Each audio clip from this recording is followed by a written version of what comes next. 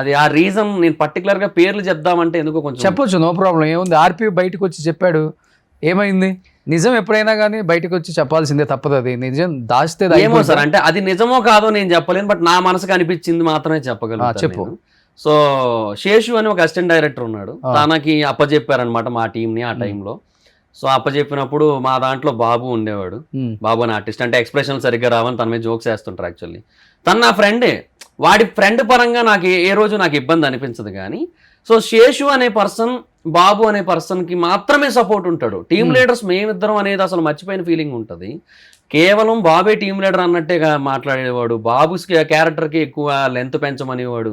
ఏదైనా ఒక పంచి చెప్తే ఫస్ట్ నా క్యారెక్టర్కి అనేది అసలు అవుతుంది, ఈ క్యారెక్టర్కి వద్దు, అసలు ఈ క్యారెక్టర్కి ఇద్దామని. అంటే బాబు ఏదైతే క్యారెక్టర్ పర్ఫామ్ చేస్తున్నాడో దానికి ఇద్దామనేవాడు.